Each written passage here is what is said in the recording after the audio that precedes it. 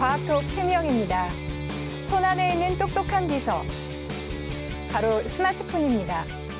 이 스마트폰은 통신뿐만 아니라 일상생활에 이르기까지 놀라운 변화를 가져왔는데요. 우리가 살고 있는 도시 전체가 스마트해진다면 어떤 일이 벌어질까요? 당장 쓰레기 문제, 주거 환경이 달라질 것 같습니다. 오늘 과학톡에서는 미래 도시, 스마트 시티에 대해서 알아보겠습니다.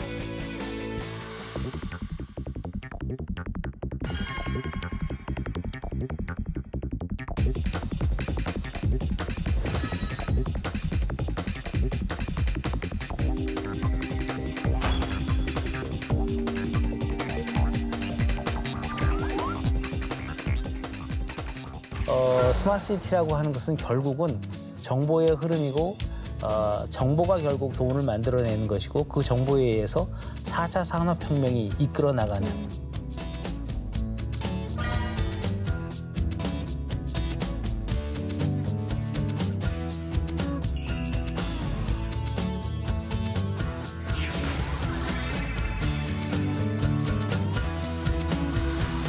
네, 이 스마트 시티란 어떤 도시인지 개념 설명을 부탁드립니다. 네, 스마트시티는 편한 도시죠. 사람한테 편한 도시. 도시 안에는 우리가 원하는 정보가 굉장히 많이 있죠. 그 정보를 우리가 원할 때 우리가 얻을 수 있게 도와주는 도시. 그것이 이제 스마트시티의 가장 큰 핵심이고, 그래서 어떤 분들은 스마트시티의 안에는 정보가 들어있다. 형태적으로 정보통신망이 있고, 형태적으로는 빅데이터가 있고, 형태적으로는 우리가 필요한 것들을 쉽게 얻게 해주는 인공지능 같은 것들이 포함된 그런 내재된 도시라고 할 수 있겠습니다. 그래서 형태적으로는 컴퓨터가 도처에 다 깔려 있는 그런 도시가 이제 스마트시티고, 가치적으로는 사람한테 편한 도시, 안전한 도시, 이런 가치를 지향하는 도시를 스마트시티라고 얘기할 수 있습니다. 제가 어렸을 때 이제 미래 도시에 대한 그 설명이 있었어요. 근데 이제 그 고층 빌딩 위에는 위성 안테나 같은 것이 이제 이렇게 설치가 되고, 그리고 도로는 도로 자체가 이제 이렇게 움직이고, 그런 상태의 어떤 그런 미래 도시가 있었는데 상당 부분이 그 미래 도시처럼 된 것 같아요. 그러니까 지금 보면은 이제 미래 도시를 예측한 것 중에서 안 된 것이 길이 움직이는 거. 이것만 아직 안 됐지, 이제 대부분 다 이렇게 미래 도시 형태로 이제 가고 있는 것 같아서 저도 미래 도시에 대해서 많이 이제 기대가 좀 됩니다. 예, 저한테는 이제 그 스마트 시티 하면 어떤 것이 스마트할까를 생각해 봅니다. 그래서 저는 어떤 도시를 꿈꾸냐면요. 제가 직장이 있고 직장을 걸어갈 수 있고 산책할 수 있는 도시. 네. 그 도시가 저한테는 스마트하고요. 네. 그럼 이제 저 같은 사람도 있고 또 이제 다른 걸 원하는 사람도 있을 거 아니에요. 그래서 하나의 공동체에서 어떤 도시를 어떤 사람들은 뭘 원할까를 찾기가 참 어려울 것 같아요. 그리고 저는 이제 경제학을 전공하다 보니까 어떤 스마트 시티가 경쟁력이 있을까? 네, 어떤 도시가 스마트하고 어떤 도시가 경쟁력이 있을까? 이게 저는 궁금합니다. 예. 스마트 시티가 형태적으로는 정보통신망 혹은 정보 이런 것들이 중요하지만 거의 지향점은 결국은 사람이거든요. 사람한테 편한 도시가 가장 중요한데, 예를 들면 정보통신이라고 해서 기술이라 해서 우리 생활을 완전히 바꾸는 그런 것은 아니거든요. 어떨 때는 아날로그 형태로 안전하게, 스마트하게, 똑똑하게 도시를 만들 수도 있고, 어느 경우에는 그것이 안 되면 기술을 이용해서 똑똑한 도시, 안전한 도시를 만들 수도 있는 것이죠. 네. 네, 이석봉 대표님께서는 어떻게 생각하세요? 그 이전에 그 텔레비를 그 다큐멘터리를 보다 보니까 이제 일본 다큐멘터리인데요. 거기에서 본 것 중에 하나가 미국에 있는 어떤 한 도시의 경찰들이 이미 쓰고 있는 건데, 프레드폴이란 프로그램을 쓰는데 그동안에 있었던 범죄율이라든가 또 내지는 그 도로의 치안 상태라든가 또 차량의 빈도라든가 여러 가지 변수를 고려해서 AI가 분석을 해서 오늘은 범죄가 여기서 일어날 것 같다. 그래서 여기를 순찰해 보셔라. 이렇게 하고 그러는데 실제로 이제 가서 그 경찰들이 순찰하는 게 나옵니다. 순찰하고 진짜 거기서 지나가는 사람이 있어서 그 사람을 검문을 했더니 그 사람이 마약을 했고 또 남의 그 고급 시계를 갖고 있고 칼을 갖고 있고 그래서 그 사람을 검거했다는 게 나오는 그런 장면이 나오거든요. 보면서 야, 미래 도시는 정말 저렇게 될 건가? 저런 게 바로 스마트 시티가 아닌가? 이런 생각이 좀 들기도 그랬는데 여튼 그 말씀하신 것처럼 사람들한테 편하다, 쾌적하다 그런 가치들이 과연 우리 사회에서는 어떻게 적용될 수 있을 것인가, 그리고 외국에서의 베스트 사례는 어떤 것인가, 뭐 그런 것들이 좀 궁금증이 나오네요. 네, 최근에 이 4차 산업혁명이라는 말이 유행어처럼 퍼지면서 사실은 인공지능이라든지 사물 인터넷과 더불어서 이 스마트 시티도 굉장히 관심이 집중되는 것 같아요. 그렇죠. 그런데 이 스마트 시티라는 게 어떻게 추진이 되기 시작한 건가요? 스마트 시티가 학자들이 초기에는 상상을 해내죠. 어떻게 얘기를 했냐면 버추얼 시티. 우리가 가상의 도시를 만들겠다라고 하는 그런 생각부터 이제 시작을 했어요. 처음에는. 그러다가 이제 정보 도시라고 하는 그런 가상의 도시에서 실제로 무엇에 의해서 움직여질까? 그래서 정보의 도시라고 하는 그런 개념을 만들어냈어요. 그래서 이 실체를 만들어낸 게 누구냐면 마크 와이저라고 하는 유비퀴터스 컴퓨팅이라고 하는 그런 분들이에요. 그럼 정보가 어떻게 왔다 갔다 할까? 그러려면 모든 세상에 컴퓨터가 도처에 다 박혀야 된다. 유비퀴터스라는 뜻이가 도처에 편재해 있는, 퍼져 있는 이런 뜻이거든요. 그러니까 컴퓨터가 편재해 있으면서 센싱을 하는 거죠. 데이터를 센싱을 하고, 그게 2008년에 세계에서 최초로 유비퀴터스 법이라고 하는 것들을 만들면서 우리나라에서 최초로 이제 유비퀴터스 도시라고 하는 것들이 만들어졌고, 그리고 이제 스마트폰이라고 하는 핸드폰이 만들어지면서 손 안에 모든 정보들이 이제 집중하기 시작하면서 나 중심으로 맞춤형으로 이렇게 도시가 만들어지기 시작했어요. 그래서 유비퀴터스 시티, UCT라고 하는 것들이 이제 범세계적인 스마트 시티라고 하는 개념으로 이렇게 전환이 됐던 것입니다. 그러니까 초기에는 앞으로의 미래 도시의 중요한 요소가 무엇일까? 정보이다. 그럼 그 정보는 어떻게 구현할까? 구성 요소는 뭘까? 컴퓨터다. 컴퓨터의 망에 의해서 서로 소통을 할 것이다. 그러면 그 컴퓨터 망의 소통이 궁극적으로는 어떻게 만들어질까? 그 도시 안에 사물에도 바뀌고 사람한테도 가져가고 새로운 로봇이 만들어지기도 한다라고 하는 거죠. 그래서 스마트 시티라고 하는 것은 결국은 정보의 흐름이고 정보가 결국 돈을 만들어내는 것이고 그 정보에 의해서 4차 산업혁명이 이끌어 나가는 것이 되는 거죠. 그러니까 4차 산업혁명은 어떻게 보면 일하는 방식의 혁신이고요. 스마트 시티는 일하는 혁신을 유기적으로 잘 연결해 줄 수 있는 하드웨어 역할이라고 할까요? 그런 것이죠. 최근에 이제 제가 봄에 뉴욕을 갔었는데요. 그 아파트에 보니까 아파트에 이제 공동으로 쓰는 세탁기를 운영하는 게 있어요.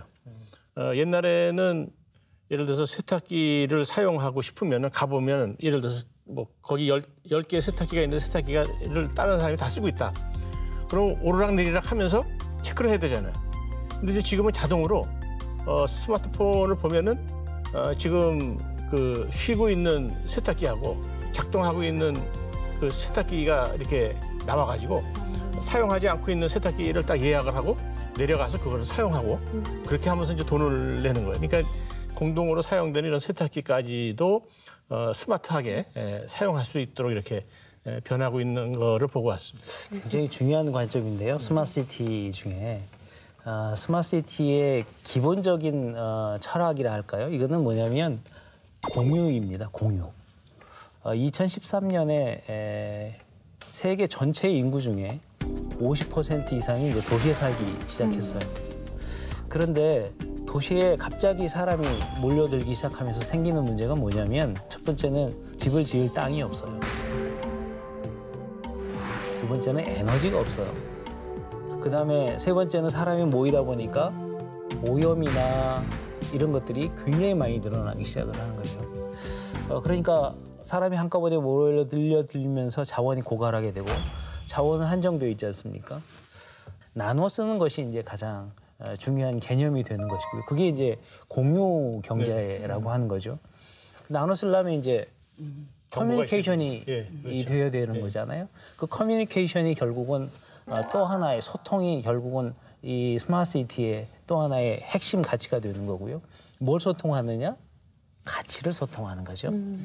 그래서 한쪽으로 편중되는 것을 막고 두루두루 널리 같이 사용할 수 있는 그러한 경제를 만들어내는 것이고 그게 스마트 시티가 만들려고 하는 궁극적인 꿈이기도 하죠. 네. 그러니까 저도 이제 그 스마트 시티를 그 공유 경제 이런 거 해석하는 게 정말 중요한 포인트라고 생각이 들고요. 그렇다면 이제 공유 경제가 언제 성공할 수 있나? 우리가 스마트 시티를 어떤 모습으로 할 건지, 우리는 첨단을 원하는지, 아날로그를 원하는지, 고령화된 노인을 원하는 건지, 청년이 원하는 우선순위가 다를 거라는 겁니다. 그럼 우선순위를 누가 결정할 거냐? 예. 그리고 어떻게 결정할 거냐? 이제 그 절차에 대한 합의가 참 중요하다고 생각이 듭니다. 네. 공유 스마트 시티에서의 특징 중에 하나가 뭐냐면 시민 센서드 도시라고 하는 제가 정의를 그렇게 하는데요. 시민이 센서가 되는 거예요. 이거 난 불편해라고 하면 내 의견을 개진할 수 있고 그 의견이 나는 편해라고 하는 사람과 토론을 통해서 의사결정을 해나가는 그런 과정이죠. 그런데 이게 그렇게 간단치만은 않죠. 아까 말씀하셨지만 공유가 성공할 것이냐. 여러 가지 실패 사례가 있습니다.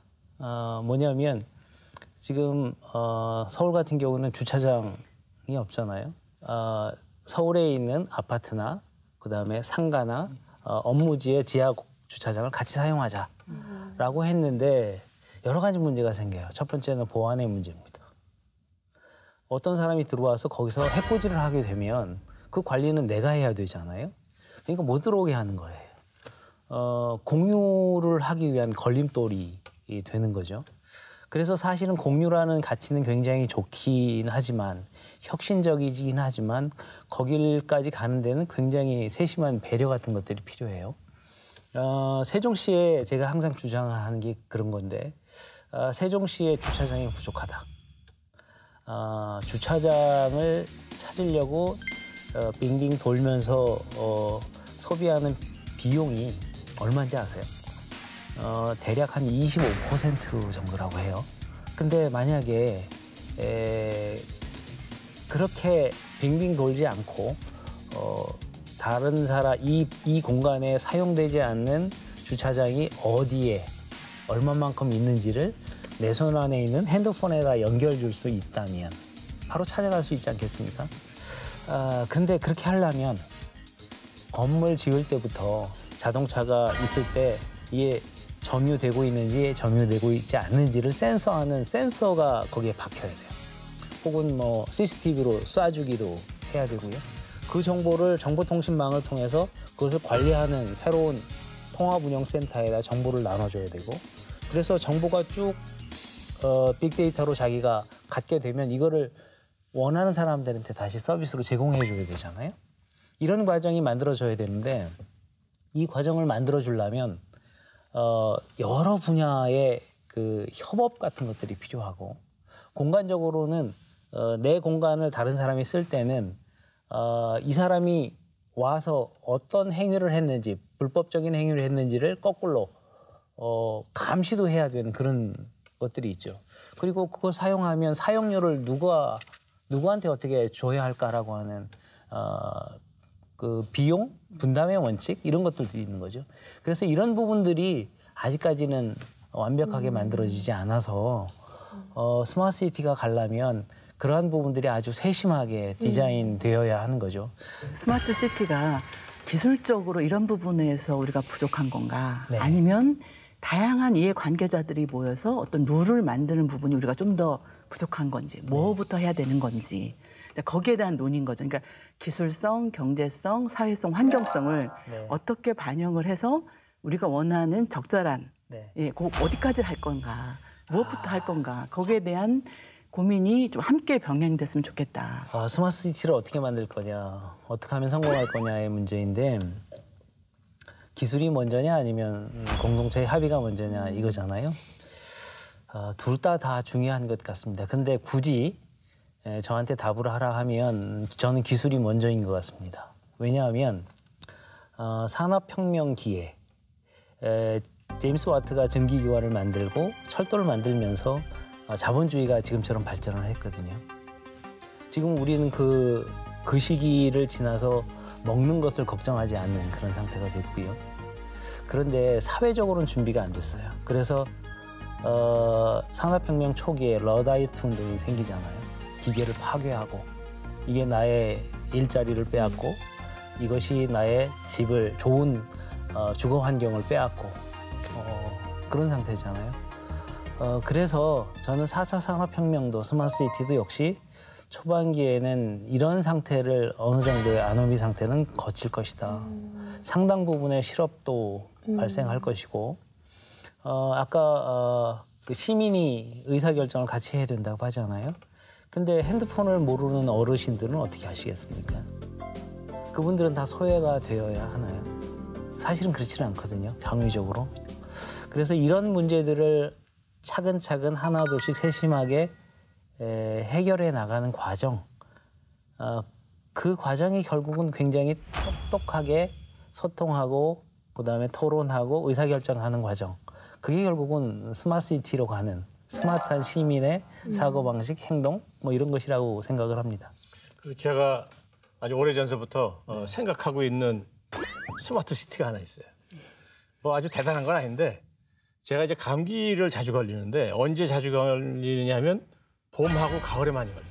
일교차가 아주 심할 때. 그러니까 예를 들어서 창문을 열어놓고 잤는데 잘 때는 좋았는데 이제 예를 들어 새벽이 돼서 온도가 떨어지면 그때 감기 걸리는 거예요.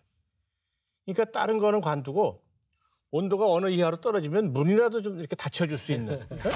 그리고 요새 그 장마철 아니에요. 장마철인데 예를 들어서 빨래 이렇게 창문에다가 말리려고 이제 창문 열어놨다가 갑자기 그냥 소나기가 와가지고 그때 좀 이렇게 문이라도 좀 자동적으로 닫아줄 수 있는 그 정도라도 되면은 상당히 좀 편리할 것 같아요. 그거는 가능한 요소일 거고요. 네. 아까 우리가 스마트시티에 대해서 이제 여러 가지 특징을 얘기했는데 지금 박사님이 말씀하신 것이 IoT의 도시입니다. 제가 1993년에 성수대교 무너졌죠. 사고가 난 성수대교는 마치 칼로 자른 듯한 모습으로 두동강이 나 있습니다. 떨어진 교각 상판은 지진의 벼를 연상케 할 정도로 심하게 일그러져 있습니다. 그다음에 94년에 삼풍백관이 무너졌잖아요. 사고 현장은 연속적으로 울리는 사이렌과 비명 섞인 울음소리로 가득 찼습니다. 그 수많은 사람이 죽었고 그걸로 인해서 한국의 건설업이 심대한 타격을 입었잖아요. 근데 만약 그 성수대교에 한 2만 원짜리 거동 센서를 하나 붙여놨었다면 이게 어느 정도 흔들리는 거를 감지를 하거든요. 감지를 하게 되면 일정적인 이상으로 감지가 되면 바리케이트를 딱 쳐서 차가 못 가도록 하는 그런 시스템들이 만들어져야 되거든요. 지금 인천공항으로 가는 송도에서 인천공항으로 가는 그 인천대교에는 지금 그런 시스템들이 있습니다.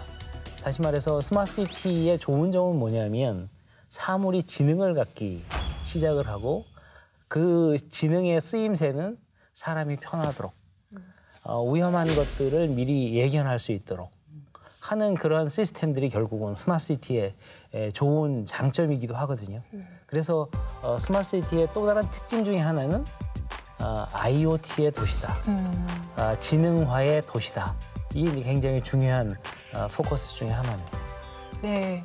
그래서 말씀을 들어보니까 이 스마트 시티라는 게 인간에게 굉장히 편리한 것 같지만 사실은 논의도 굉장히 많이 필요한 부분인 것 같아요. 그래서 그렇죠. 사실 이 시점에서 저희가 김인숙 박사님께 여쭤보고 싶은 게 사실 4차 산업혁명이라는 말이 굉장히 많이 나오고 있지만 이 부분에 있어서 의견이 좀 분분하잖아요. 독일 같은 경우에는 4차 산업혁명이 아니라 인더스트리 4.0이라고 부른다고 들었어요. 그래서 이러한 흐름 속에서 이 스마트 시티라는 것이 왜 중요한지를 말씀을 부탁을 드립니다. 이제 4차 산업혁명에 대해서는 그 개념정에서 여러 가지 의견이 있는데요. 독일 전문가들이 합의한 개념이 있어요. 이제 세 가지인데요. 맞춤형 주문 생산이 가능한 거예요. 공장에서 자기가 원하는 개인 맞춤형 물건을 만들 수 있고요. 두 번째는 사이버 공장이 생겨가지고 제가 주문하면 공장에서 레고처럼 따라락 물건을 만들어주는 거예요. 그게 세 번째는 이제 결국은 돈을 버는 거잖아요. 같이 이 세 가지가 그런데 그게 나온 이유가 이 고객들은 나만의 제품을 빨리 값싸게 만들어 달라는 겁니다. 그게 4차 산업혁명이에요. 그것이 이제 제조 현장에서 시작이 됐지만 이제 서비스까지 다 경제, 사회, 문화, 미디어가 다 바뀌어서 혁명이란 말을 넣을 수가 있는 거죠. 여기서 이제 스마트 시티와의 관계는 스마트 시티에는 그 모든 것이 다 들어간 겁니다. 예를 들면 스마트 교통, 이동, 스마트 헬스, 스마트 보안, 스마트 경제, 스마트 공장이 한 도시 안에서 전부 구현이 될 수가 있는 거예요. 그래서 스마트 시티는 제4차 산업혁명이 시작할 수 있는 출발점이고 성공을 눈으로 볼 수 있는 부분이다. 그럼 그 스마트 시티의 경쟁력은 어디에 있는 거냐? 어느 도시가 유연하게 반응을 할 거냐? 거기에 이제 차이점을 두는 거죠. 그래서 이제 4차 산업혁명의 특성이 가장 나타나는 곳이 스마트 시티다. 그리고 거기서 제일 중요한 부분이 소통 플랫폼이 어떻게 이루어지느냐라고 저는 개인적으로 생각합니다. 굉장히 중요한 말씀이신데요. 1차 산업혁명 같은 경우에는 공장에서 제품을 만들어서 대량으로 생산했죠.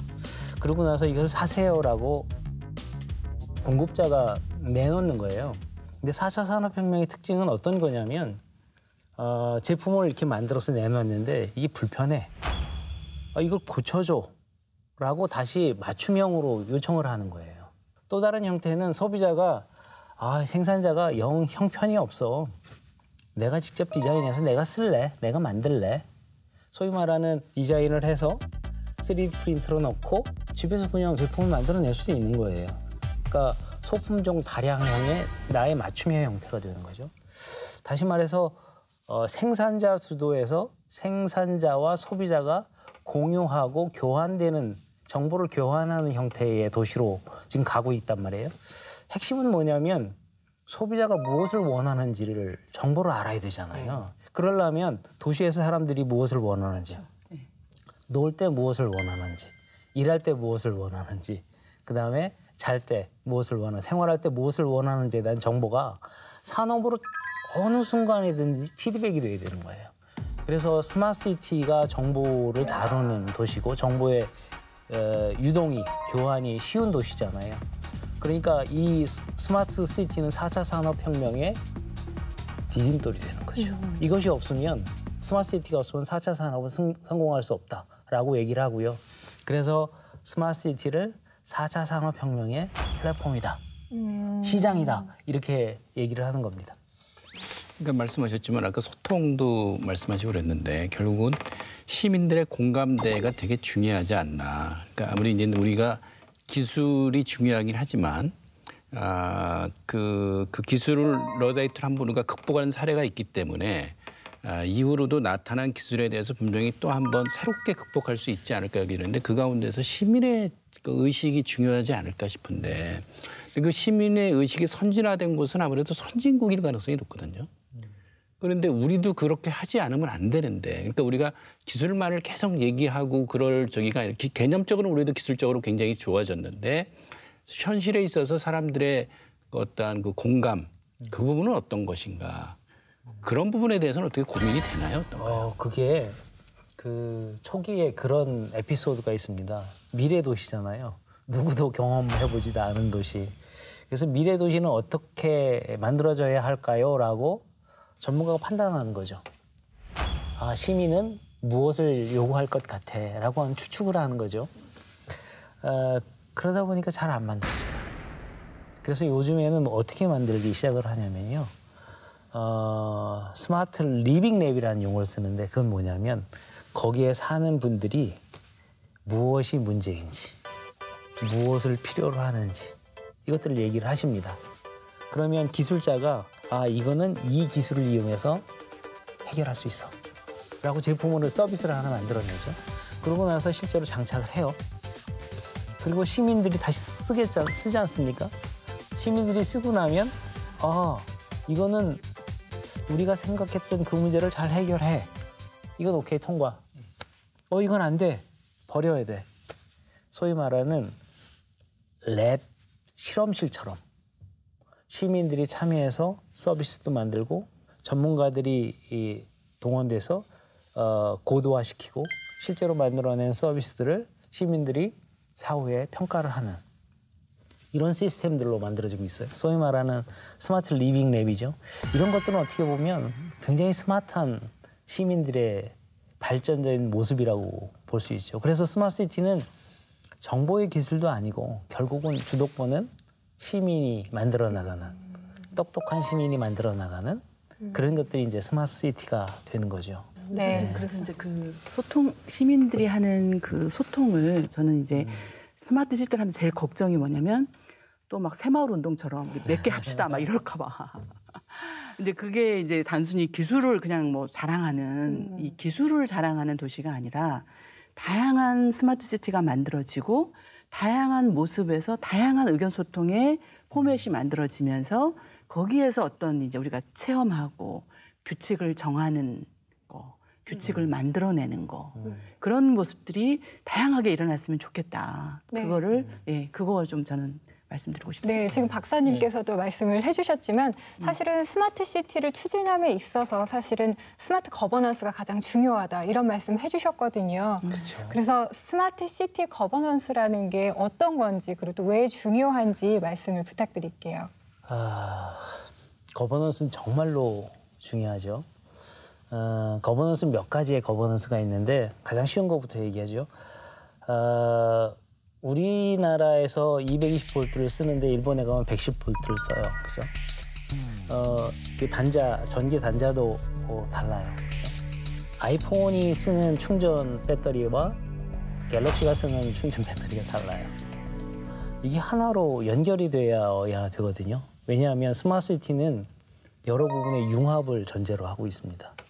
그래서 기술적인 부분들이 서로 맞아야 되고 그다음에 데이터도 포맷이 같이 맞아야 된단 말이에요. 그래야지 데이터를 쉽게 공유할 수 있는 거죠. 포맷대로. 그래서 그런 기술적인 융합을 하기 위한 거버넌스가 굉장히 중요한데 그게 결국 표준화예요. 기술의 표준화. 이게 굉장히 중요한 요소고요. 두 번째로 중요한 요소는 아까 말씀드린 대로 이 4차 산업혁명 스마트시티라고 하지만 그 내면에는 혁신이라고 하는 게 들어있고 혁신은 과거의 것을 버리는 것이잖아요. 굉장히 우리한테는 불편한 거죠. 이렇게 스마트 시티라고 하는 것이 이제 융합을 전제로 하고 있기 때문에 기존 이해관계자들 간의 협조, 협치 이런 것들이 굉장히 중요해요. 근데 그것을 통해서 이제 룰을 만들어 나가는 거죠. 그래서 그런 룰이 결국은 거버넌스죠. 이 이익의 구조 혹은 이 분배의 구조, 이 생산의 구조를 만들어내는 룰, 그게 이제 거버넌스인데요. 그 거버넌스는 이제 행정적인 부분에서 그런 거버넌스가 필요한 거죠. 그래서 행정적인 거버넌스도 중요하고요. 그다음에 기술적인 거버넌스, 표준화. 이 표준화를 누가 가져가느냐에 따라서 그 국가가 스마트 시티의 1등이 되느냐 아니면 2등이 되느냐의 문제입니다. 소위 특허의 문제이죠. 국경 없는 싸움에, 기업 간의 국경 없는 싸움이 일어나고 있는 거고요. 그다음에 시민도 역시 마찬가지죠. 시민들이 내 집 앞을 담장을 허물고 내 집 앞을 같이 공유하면 좋은데 어떤 사람은 거기서 쓰레기 버리고 나오면 안 되잖아요. 그러니까 공유를 안 하는 거거든요. 그러니까 시민의 문화 역시 그것도 시민적인 거버넌스의 하나죠. 그래서 거버넌스는 새로운 룰, 새로운 판에 새술이라고 하는 4차 산업혁명, 스마트시티라고 하는 새술을 새 푸대에다 담아야 되는데 그 푸대를 어떻게 만들 거냐. 이게 결국 거버넌스이고요. 그 거버넌스는 행정적인 거버넌스, 기술적인 거버넌스, 국제적인 측면에서는 국제적인 연합, 국제적인 거버넌스, 시민의 문화 이런 것들이 이제 굉장히 중요한 거버넌스죠. 그것 없으면 사상 누각이죠. 네. 제 생각에는 이제 스마트 시티가 이렇게 생기면 오히려 거기서 이사 가는 사람이 있을 것 같아요. 스마트하지 않은 시티로. 왜냐하면 제가 이제 최근에 그 식구들이 이제 같이 이제 합쳐서 살기 때문에 조금 이제 새 아파트면서 큰 데로 갔어요. 가보니까 뭐 천장에 등도 많고 그다음에 방에 보일러도 많고 도저히 이게 컨트롤이 안 돼. 어떤 스위치를 눌러야 어떤 불이 들어오는지 하도 이제 이게 종류가 많아가지고 그래서 차라리 옛날 같으면은 방에 가서 그냥 등 하나 있으면 딱 키면은 그냥 됐는데 그거 익숙해지는데 몇 년 걸렸어요. 그래서 차라리 그러느니 아무것도 없는 옛날로 돌아가서 살겠다라고 하는 사람도 제 생각 같은 나올 것 같다. 이게 충분히. 그래서 아마 스마트시티는 교육의 문제가 굉장히 중요할 것 같아요.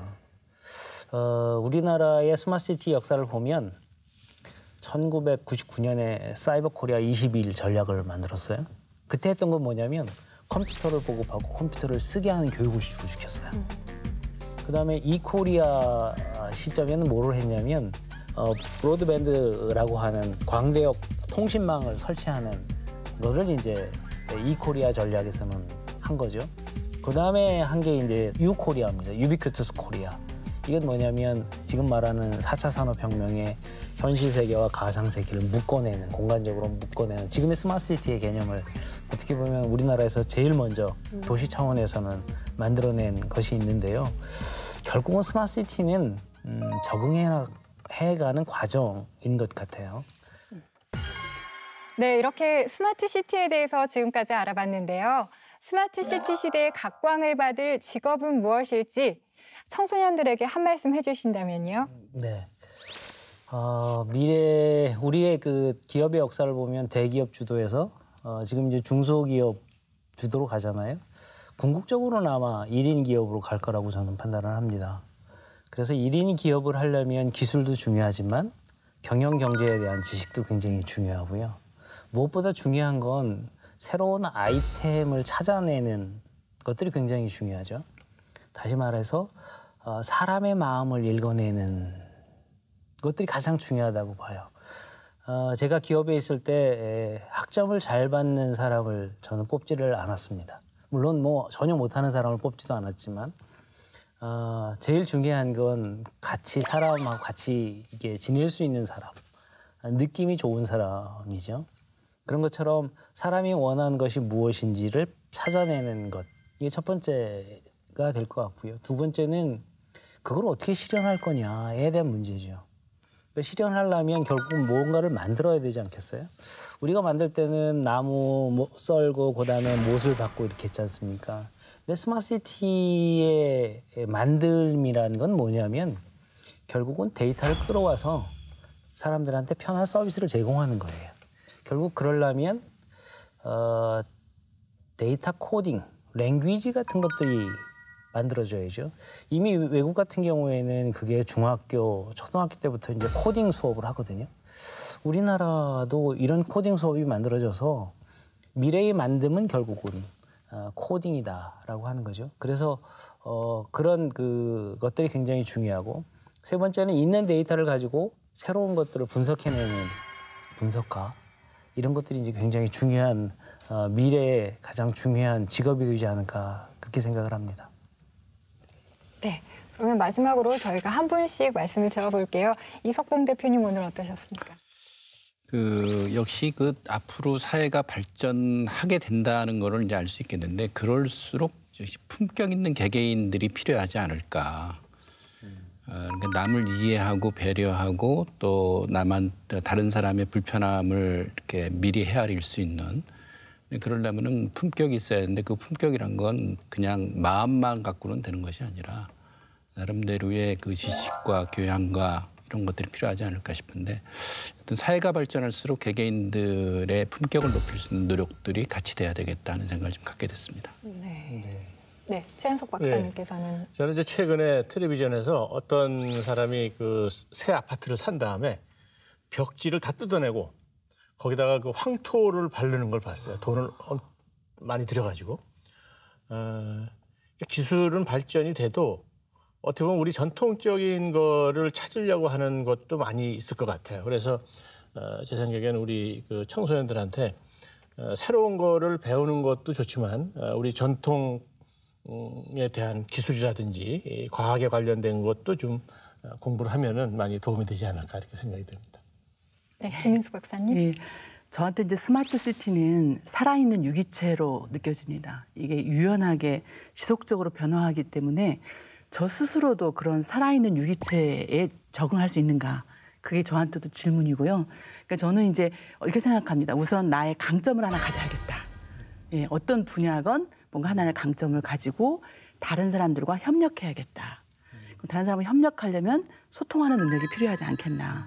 소통하는 능력 중에서도 저는 이제 가장 중요한 게 제 자신과의 소통입니다. 그래서 제 스스로 제가 무엇을 느끼는지, 무엇을 원하는지, 어떻게 나를 바라보는지라는 그 점에서 출발을 합니다. 예. 네, 오늘 네 분 모두 오늘 말씀 감사드립니다. 네, 과학과 국민이 소통하는 시간 과학톡이었습니다. 시청해주신 여러분 고맙습니다.